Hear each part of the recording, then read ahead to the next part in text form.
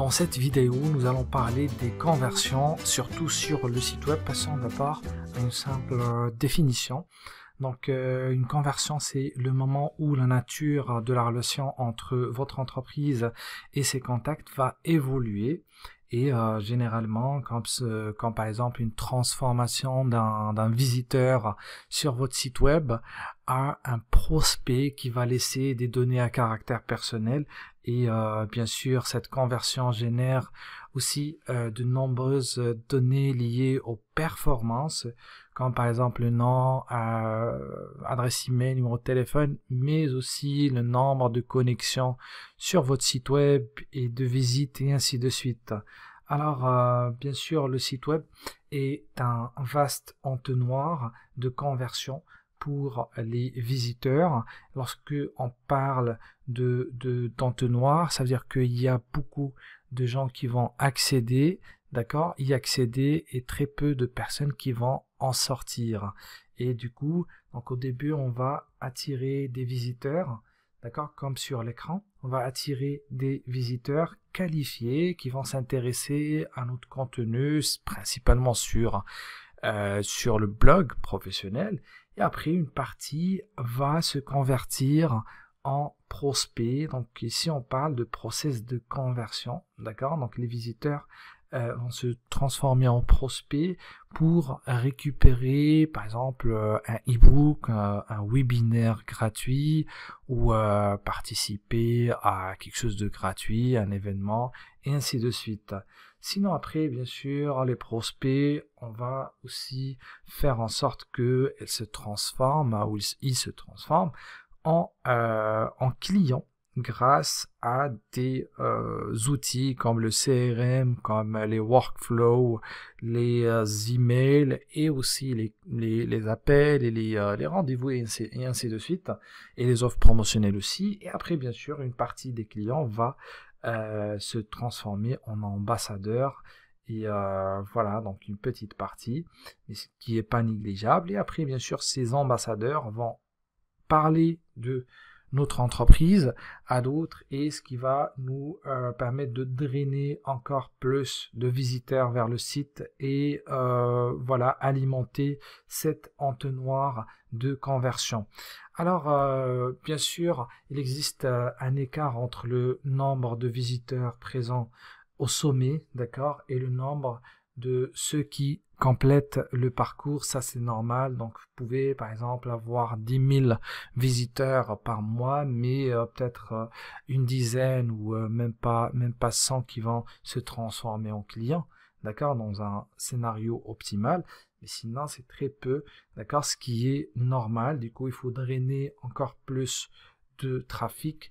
Et nous allons voir ça avec des cas et des études de cas pratiques. Alors, pour mettre en place un process de conversion, il faut tenir compte de plusieurs aspects. Donc, le premier, c'est la proposition de valeur. Alors, pour convertir quelqu'un en prospect, il doit laisser les données à caractère personnel, professionnel bien sûr, donc dans le nom, prénom, adresse email, numéro de téléphone, et ainsi de suite, le rôle qu'il joue dans l'entreprise, et ainsi de suite. Pour ce faire, donc on doit proposer voilà, quelque chose de pertinent, comme on a expliqué tout à l'heure, comme par exemple un e-book, d'accord, un e-book gratuit qui va aider le lecteur dans son quotidien. Sinon, un webinaire gratuit, une formation carrément gratuite en ligne ou en présentiel ou peu importe, des accès VIP, des giveaways peut-être pour l'e-commerce et ainsi de suite. Mais ça, bien sûr, ça va être pertinent par rapport à ce que les personnes recherchent au niveau du moteur de recherche Google principalement. Alors ça concerne la proposition de valeur. Donc on doit limiter les efforts consacrés au contenu qui n'a pas sa place dans le récit global adopté par votre entreprise. Du coup, donc on doit bien sûr favoriser la qualité de contenu par rapport à la quantité. Il faut bien choisir les sujets et après, bien sûr, transformer ces sujets-là en des formations en ligne ou des trucs gratuits pour encourager les personnes à laisser les données à caractère personnel. Donc les conversions n'ont pas toutes un aspect financier, mais elles consistent en un échange. Donc la personne ou le visiteur, il va laisser ses données caractère personnel, et nous, de notre part, on va donner quelque chose de gratuit. D'accord? Donc c'est une sorte un équilibre qu'il faut créer entre la valeur perçue de l'offre, bien sûr, et aussi la contribution de la personne. Donc ça doit être équitable si vous voulez. Donc la façon dont un contenu sera proposé dépend des informations que vous demandez en échange. Bien sûr, si on donne une formation gratuite qu'on sait très très bien qu'elle va beaucoup aider le prospect, je pense que même si on demande 10 informations à caractère personnel, la personne ne va pas hésiter à laisser toutes ces informations parce que le contenu ici qu'on propose, qui est gratuit souvent, ça pèse et du coup la personne va bien sûr contribuer bien sûr de sa part pour récupérer cette formation gratuite.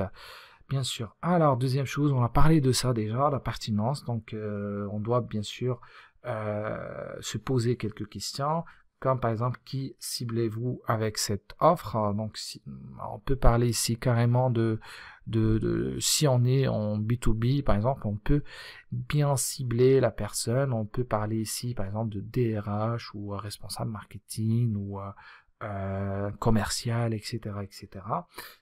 Qu'est-ce qu'on veut accomplir avec ça? Peut-être une formation, ça peut aider les gens au début, mais ça va nous aider nous-mêmes à créer une relation, à nouer des relations de confiance avec les personnes qui vont suivre cette formation. Et après, ils vont se transformer, bien sûr, en clients. Donc, il faut bien sûr se poser cette question. Quand l'offre devrait-elle expirer? Bien sûr, parce qu'après, on va voir qu'il faut créer un caractère d'urgence. Donc, il faut créer l'urgence chez les lecteurs ou les visiteurs du site web. Où devrait-elle être placée sur votre site web? Bien sûr. Est-ce qu'on pose ça sur une barre latérale à droite ou gauche au niveau de la page d'accueil, page de contact, page de blog ou carrément des landing pages?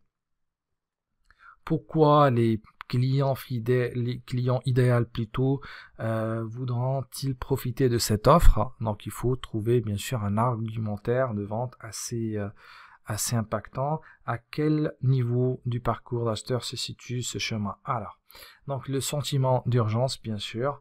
Donc, pour évaluer les sentiments d'urgence, adoptez le point de vue des visiteurs et analysez la façon dont vous présentez l'offre. Alors, par exemple, au moment du confinement, il y avait beaucoup d'entreprises qui voulaient faire du télétravail. Alors, si on offrait par exemple une formation gratuite sur Zoom ou Microsoft Teams ou Google Meet, etc., etc. Je pense que là, tout le monde, bien sûr, avait le sentiment d'urgence et du coup, on pouvait générer beaucoup de prospects grâce à cette offre parce que c'était un sujet d'actualité, c'était un besoin commun. Donc ça peut aussi vous aider après. La clarté, bien sûr, donc il faut être clair, utiliser les images, le texte pour résumer le contenu de l'offre, etc. Bon, ça c'est technique. Bien sûr, sentiment d'anxiété. Alors, il faut rassurer les visiteurs en fournissant un lien vers la politique de confidentialité parce que beaucoup de gens vont avoir un peu peur de laisser leurs données à caractère personnel sur un formulaire, risque d'être peut-être après spammé ou voyez. Donc là, c'est à vous bien sûr de jouer ici avec la politique de confidentialité. Il faut être aussi clair dessus, minimiser les éléments qui pourraient faire hésiter vos clients. Par exemple, ne demandez pas 10 000 informations, mais juste les informations nécessaires pour contacter. Alors, il y a des pays où l'email ne marche pas très bien. D'accord, comme en Maghrébie, etc. En Afrique, ça marche pas très bien.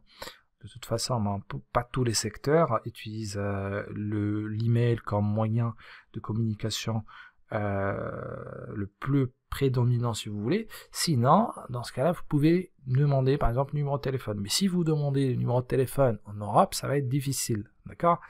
Sinon, il faut aussi tenir compte de la distraction au niveau du site web lorsque la personne est face à une offre.